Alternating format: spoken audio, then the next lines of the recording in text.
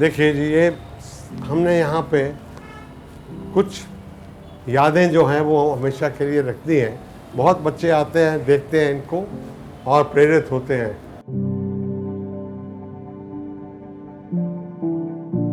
और ये आर्टिस्ट ने अपने अपने तरीके से बनाया है।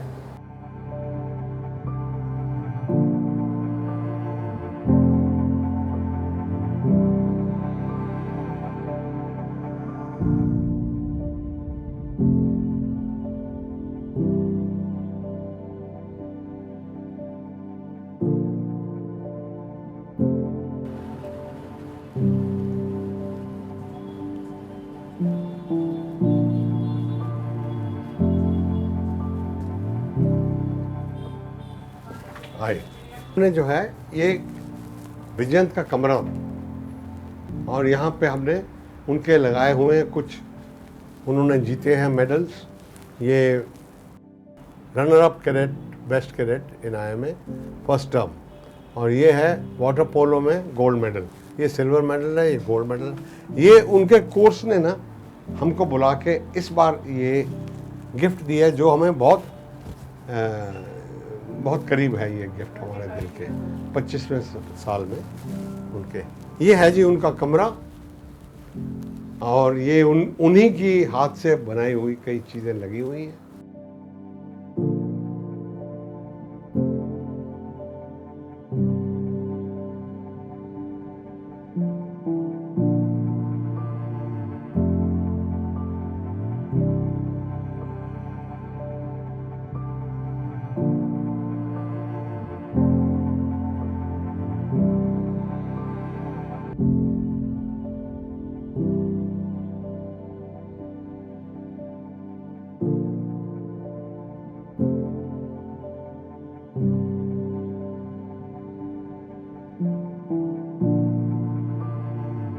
और वहाँ की मिट्टी जो है, हर बार हम जाते हैं तो वहाँ से उस जगह की ये मिट्टी है इसमें दी जाती है। ये वहाँ की नौल दराज की जो है वो मिट्टी उनकी हम यहाँ पे रख के उसकी पूजा पाजा करते हैं।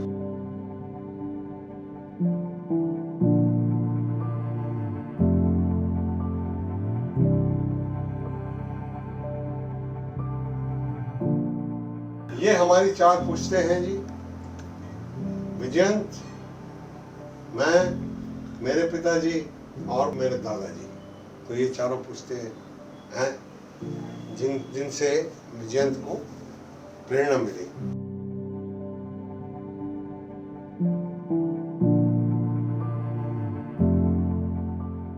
ये है चिट्ठी।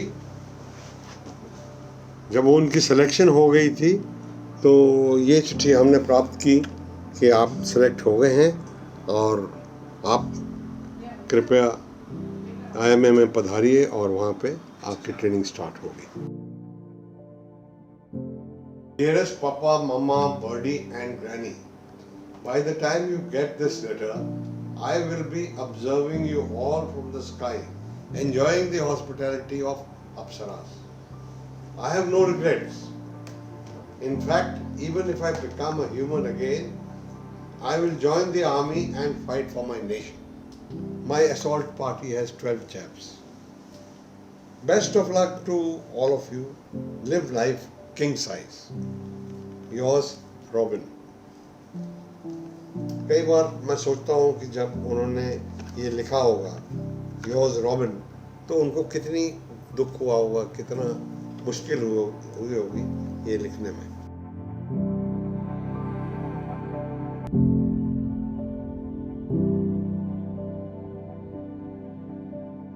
कहा जाता है कि कुछ कहानियां कभी पुरानी नहीं होती, और वो कहानी अगर शहीद कैप्टन विजयंत थापर की हो तो उसे कई बार सुनने की इच्छा होती है।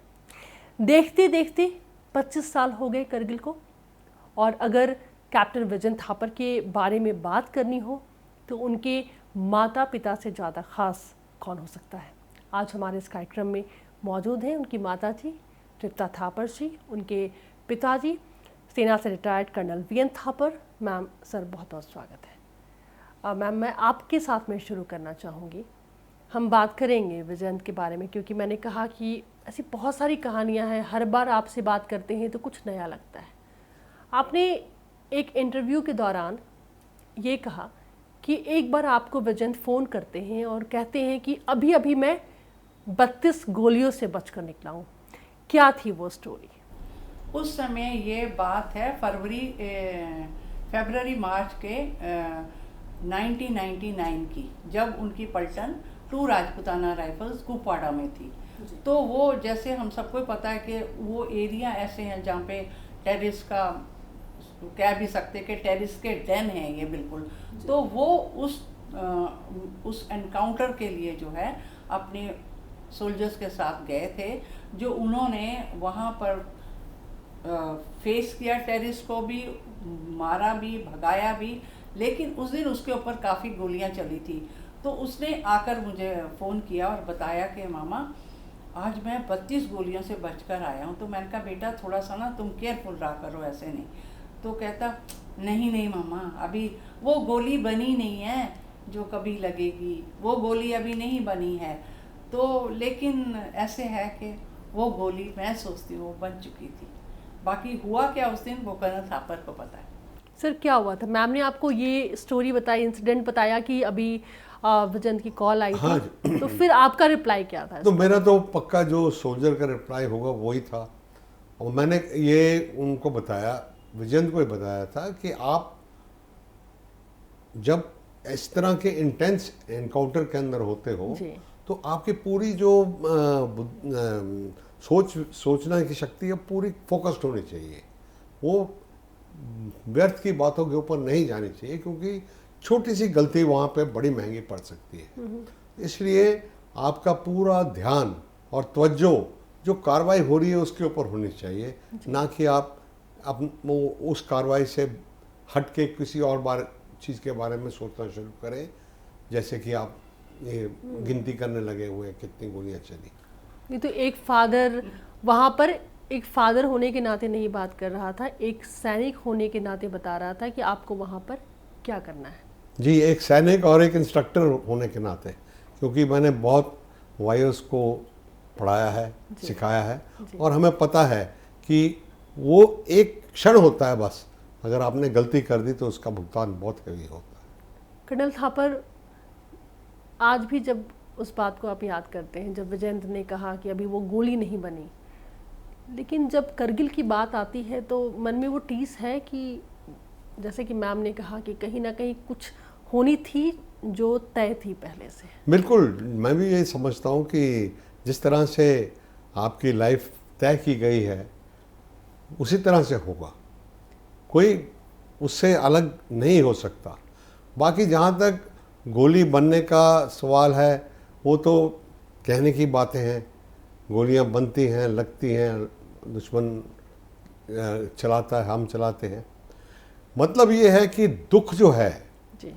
कि हमारा बेटा में गया, इस एक्शन में गया, तो कई बार हम उसको रिकंसाइल करने के लिए समझ गए हैं और समझने की कोशिश करते हैं कि अगर हमारा बेटा नहीं जाएगा तो किसी और का बेटा जाएगा। कर्नल थापर, आप बहुत अच्छे से इस बात को डिस्क्राइब करते हैं कि एक बेटा जो 1000 किलोमीटर दूर अपनी माँ से, अपने फादर से दूर बॉर्डर पर बैठा हुआ है और उसे नहीं पता है कि उसे कब कौन से मिशन के लिए भेज दिया जाएगा, जैसे कि कैप्टन विजयंत थापर के साथ में हुआ।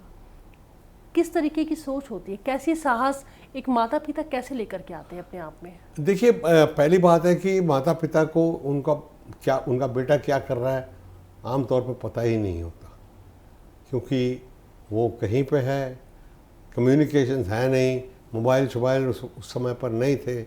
तो जहाँ तक हमारा सवाल है, हमें तो ये पता ही नहीं लगा कि वो कारगिल की लड़ाई में पहुँच गए हैं। और पहला फेज़ उनका जो था वो टोलोलिंग की लड़ाई, ऐतिहासिक जो लड़ाई है टोलोलिंग की, वो ख़त्म हो चुकी है और भारतीय सेना ने पहली विजय ले ली है, प्राप्त कर ली है।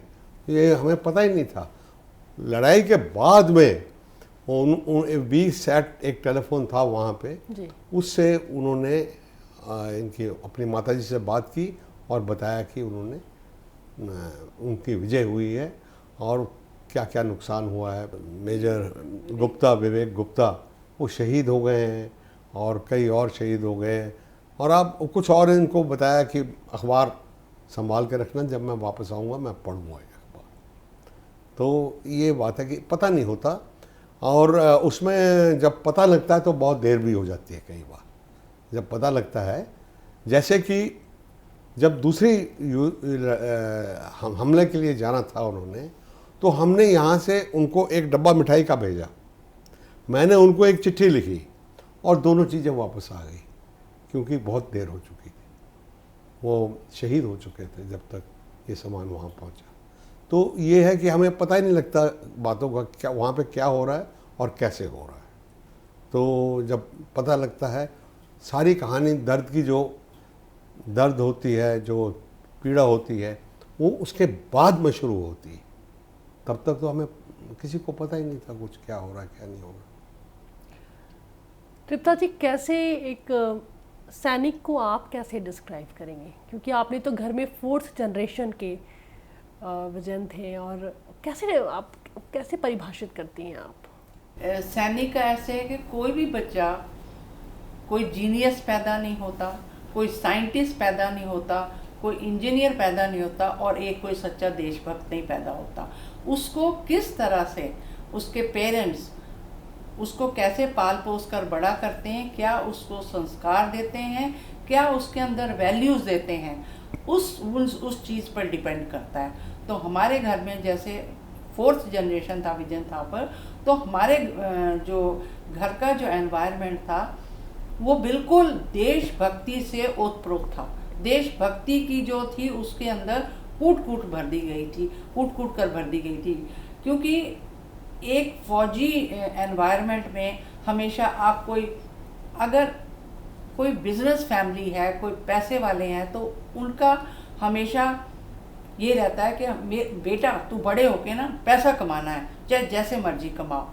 लेकिन हमारे घर में वो नहीं था। हमारे घर में ये था कि आपने एक फौजी बनना है, और आपने जो है देश की सेवा करनी है, और एक फौजी घर में देश की सेवा एक फौजी बनकर ही कर सकता है। इससे बड़ा तो हो ही नहीं सकता, इससे ज़्यादा कुछ बड़ा नहीं हो सकता। That's what I feel. तो इसीलिए रॉबिन के अंदर रॉबिन उसका प्यार का नाम था।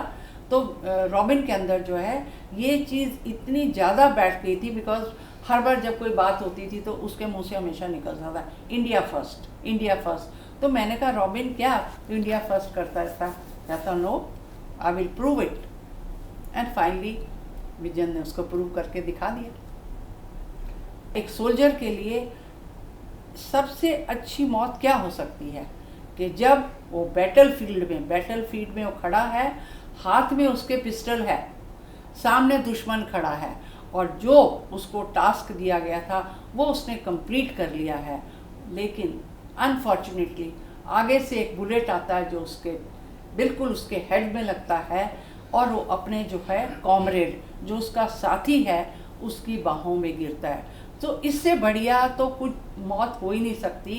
And my son captain Vijayant Thapar has gone this way. I am very very proud. Colonel Thapar सबसे ज़्यादा कॉल किसको करते थे विजयंत? अगर नहीं, मैं शेयर करना होता था, नहीं मैं वो उसमें कोई शक नहीं है, वो उन्हीं को कॉल करते थे, अपने ग्रीवियंसेस सब उन्हीं को सुनाते थे, अपनी खुशियाँ भी पहले उन्हीं को बताते थे। तो माँ और बेटे में जो संबंध था वो बहुत ज़बरदस्त था। मेरे साथ थोड़ा ऑफिशियल था, क्योंकि दोनों अफसर थे हम, तो दोनों थोड़ा सा फॉर्मल था। तृप्ता जी, उन्होंने जब तोलोलिंग फतह किया था, जो पहली जीत थी भारतीय सेना की, 2 राजरिफ की, कॉल आई उनकी कि मैं अब अगली जो कॉल है आपको 20 दिन बात करूंगा, पर वो 20 दिन फिर कभी नहीं आया। बिल्कुल। क्या हुआ था? एक्चुअली जब तोलोलिंग 12-13 जून 1999 को उन्होंने तोलोलिंग कैप्चर किया, तो 14 तारीख को उसकी कॉल आई मुझे कि मामा आपको पता चला 2 राजरिफ ने तोलोलिंग जीत लिया?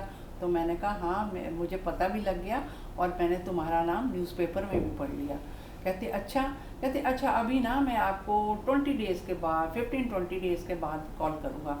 तो मैंने कहा ठीक है। कहते मुझे ना एक और टास्क मिला है।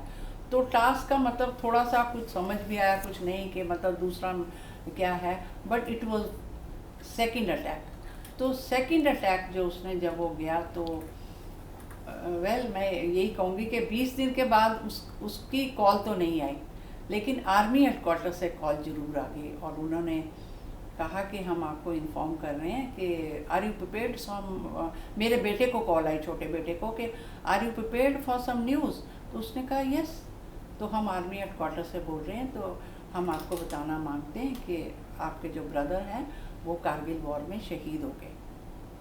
सो मतलब कुछ भी नहीं बोल सकते कि क्या हुआ और क्या नहीं हुआ, कभी एक्सपेक्ट भी नहीं किया था।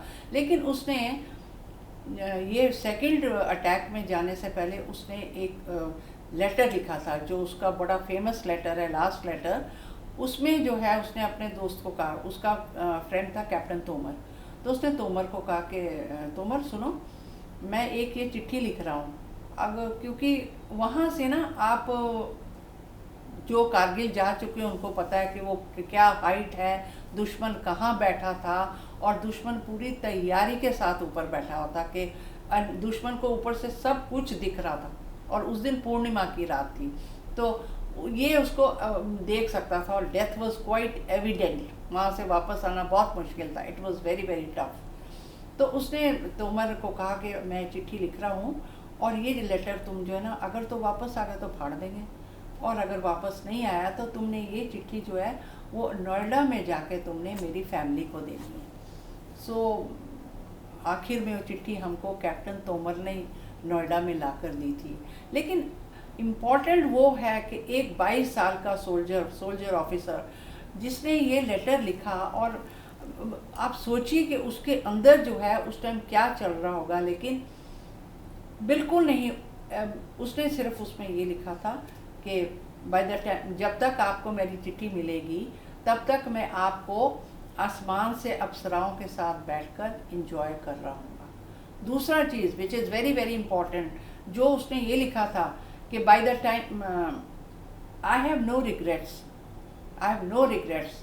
Even if I become a human again I will join the army and fight for my nation. एक 22 साल का ऑफिसर ये लिख रहा है कि मुझे ये ज़िंदगी तो मेरी गई, तो इस ज़िंदगी का तो मुझे कोई दुख नहीं है, लेकिन आगे भी अगर मैं दूसरा जन्म भी लूँगा तो मैं फिर अपनी फौज ज्वाइन करूँगा और अपने देश के लिए ही लड़ूंगा। तो आप देखिए कि किस तरह से उसके अंदर ये फीलिंग्स थी, जो हमेशा बोलता था इंडिया फर्स्ट, इंडिया फर्स्ट, और मैं कहती हूँ कि हाँ उसने प्रूव करके दिखा दिया। And then he told his father, उसमें लिखा कि papa you must know, you must come and see where the Indian army fought for your tomorrow. So colonel Thapar पिछले 25 साल से हर साल जाते हैं। पहले 15 साल वो जाते रहे जहाँ पे हमारा बेटा दुश्मनों के साथ लड़ता हुआ शहीद हो गया था, और आफ्टर 15 ईयर्स फिर उनकी थोड़ा सा फिजिकल की वजह से he goes to Kargil, he goes to the memorial, और जहाँ से विजय थापर का मंदिर दिखता है जहाँ पे वो गिरा था, वहाँ पलटनों ने वो मंदिर ऊपर बनाया था, वो दूर से उस मंदिर को देखते हैं और वापस आ जाते हैं। एक जो माँ होती है उनके लिए इतना आसान हो पाता है क्या कि अपने बेटे के जो आखिरी वक्त की बातों को इतनी साहस के साथ में दुनिया को बता पाना, जो हम अभी सुन रहे हैं। मैं बस आपसे इनके इमोशंस समझना चाहती हूँ। देखिए, ये जो है अपने बच्चे की कोई भी बात, ना सिर्फ आखिरी बात, भुलाना संभव है, क्योंकि वो जो बच्चा आपकी गोद में बड़ा हुआ है, खेला है, और उसने उसको अपने फीड करके 22 साल का नौजवान बनाया है, उसकी तो कोई भी बात नहीं भूली जा सकती। और ख़ासकर जो अंतिम उनका समय है, अंतिम जो है, वो तो एक घाव है, ज़बरदस्त घाव है, वो कभी भी नहीं भरा जा सकता, वो घाव रहता है। लेकिन हमें उसके साथ, वो घाव हमारा प्राइवेट पेन है, पब्लिक पेन नहीं है, इसलिए हम उसको अपने अंदर समा के रखते हैं। कभी भी उसकी एग्जीबिशन नहीं करना चाहते बाहर कि हमारे दिल में भी दर्द है। दर्द तो एक पिता होने की जगह और एक माता होने की वजह से हर एक की है, लेकिन उसकी जो है एक तरह से बाहर एक्सप्रेस नहीं करते हम, क्योंकि बहुत छोटी छोटी उम्र के, हमारे से बहुत छोटी छोटी उम्र के लोग शहीद हुए हैं और हमको एक किस्म से उदाहरण बनना उनके लिए। इसलिए हम जो दर्द है वो समा के रखते हैं अपने अंदर प्राइवेट, और जो उनकी अच्छी बातें हैं वो हम समाज में पास ऑन करते हैं, ताकि दूसरे लोग उनके उदाहरण लेके और भी ठीक और ये हिम्मत भारतीय सेना ही दे सकती है कर्नल थापर। जी हाँ। जो जिस तरीके से आप अभी इस वक्त हमें विजन के बारे में बता रहे हैं। जी हाँ। उनकी आखिरी चिट्ठी को कितनी बार पढ़ते हैं आप सर? मैं ऑलमोस्ट रोज़ाना ही पढ़ते हैं, क्योंकि क्या होता है कि अब जैसे आप आए हैं, अभी आपके लिए मैंने उधर तैयार करके रखी हुई थी दिखाने के लिए, अब उसको फिर पढ़ूंगा, फिर अंदर रखूंगा, फिर कोई और आ जाएंगे, उनके प्रशंसक हैं बहुत, नौजवान लड़के और लड़कियां आती रहती हैं, उनको बार बार दिखानी पड़ती है, सर वो चिट्ठी दिखाइए, तो उनको चिट्ठी दिखानी पड़ती है, क्योंकि उनसे उनको प्रेरणा मिलती है, ज़बरदस्त प्रेरणा मिलती है। जो आदमी मरते समय पर भी कुछ देना चाहता है, उन्होंने लिखा कि कोई भी मेरी बॉडी का हिस्सा जो काम में आ सके उसको ले लीजिए। मरते समय जो इस तरह की सोच रखता है देने का, यही नहीं, उन्होंने उसमें ही लिखा है कि रुखसाना को फाइनेंशियल मदद करते रहना। मतलब मरते समय भी आदमी दूसरे के बारे में सोच रहा है, अपने बारे में कुछ नहीं बात की उन्होंने। अपने बारे में उन्होंने कह दिया कि मैंने अपना ड्यूटी ठीक तरह की है और मैं अपना अभी हमले के लिए जा रहा हूँ। सोल्जर था, लेकिन उसकी जो क्वालिटीज़ थी, जो उसका कैरेक्टर था, जैसे he was very kind hearted बहुत, और जैसे कर्नल थापर ने कहा कि देने का उसमें हमेशा था कि बस मैं कुछ किसी को दे दूँ, कुछ दे दूँ। बहुत ऑनेस्ट था, honest to the next level, और इतनी लॉयल्टी उसमें थी और डिसिप्लिन। लोग कहते हैं जैसे कि हाँ फौजी बड़े स्ट्रिक्ट होते हैं, इट इज़ नॉट के स्ट्रिक्ट होते हैं, वो आपका डिसिप्लिन है। अगर आपके अंदर डिसिप्लिन है तो आपकी लाइफ बहुत अच्छी चलती है, आपको पता रहता है कि मेरा नेक्स्ट स्टेप क्या है, मुझे नेक्स्ट क्या करना है।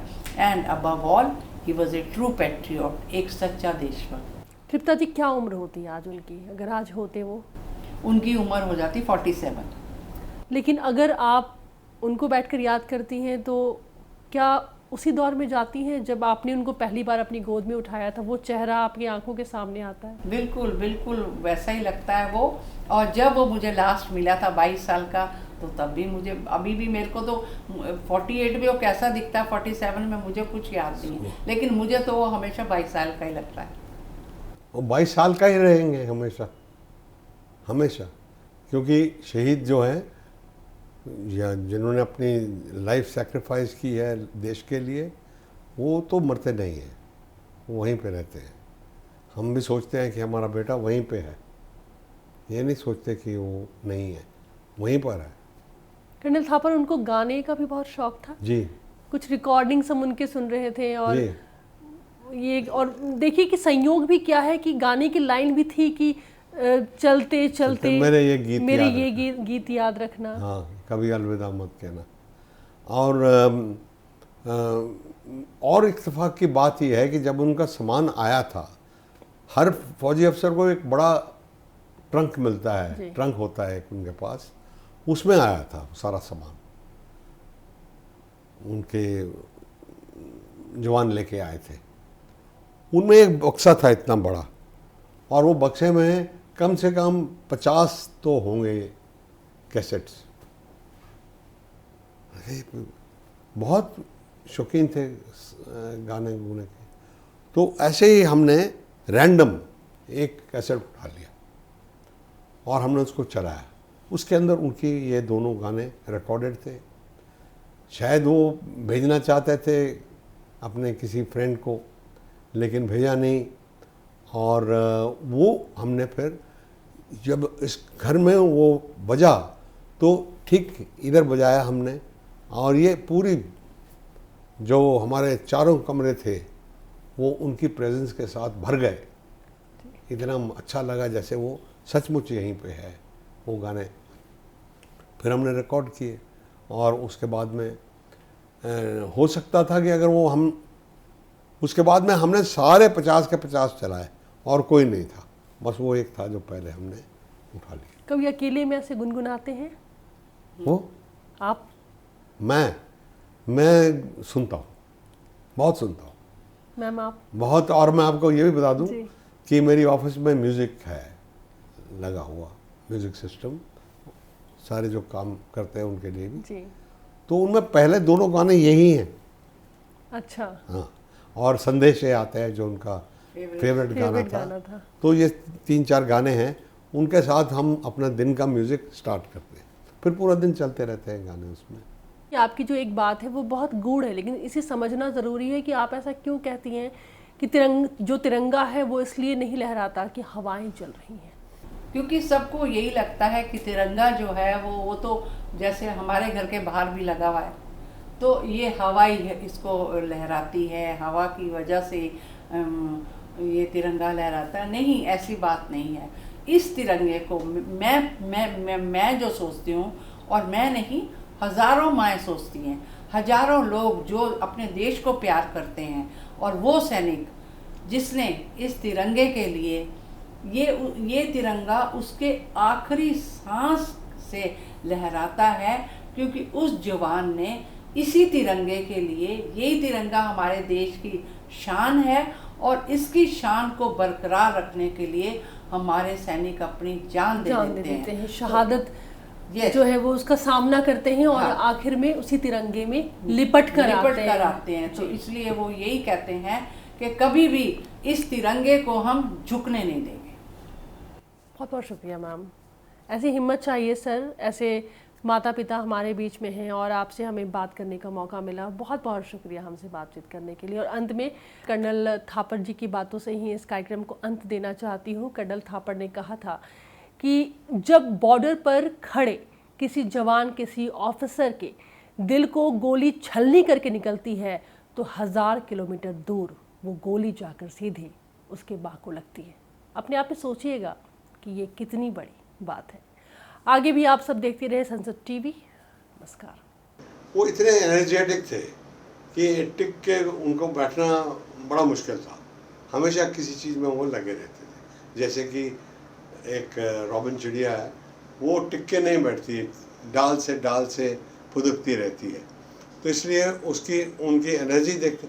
दूसरा, वो गाना बहुत अच्छा गाती है, रॉबिन बर्ड बहुत अच्छा गाना गाती है, इसलिए हमने उनका नाम रॉबिन रखा था। प्यार से उनका पेट नेम रॉबिन हो गया और उनका ऑफिशियल नेम तो विजयंती था। My name is Vijayan Thapa. I read in 5th C at St. Mary's Academy. नीले नीले अंबर पर चांद जब आए, प्यार बरसाए, हमको तरसाए। ऐसा कोई साथी हो, ऐसा कोई प्रेमी हो, प्यास दिल की बुझा जाए। नीले नीले अंबर पर चांद जब आए, प्यार बरसाए, हमको तरसाए। चलते चलते मेरे ये गीत याद रखना, कभी अलविदा ना कहना, कभी अलविदा ना कहना। चलते चलते मेरे ये गीत याद रखना, कभी अलविदा ना कहना, कभी अलविदा ना कहना। रोते हंसते बस यूं ही तुम गुनगुनाते रहना, कभी अलविदा ना कहना, कभी अलविदा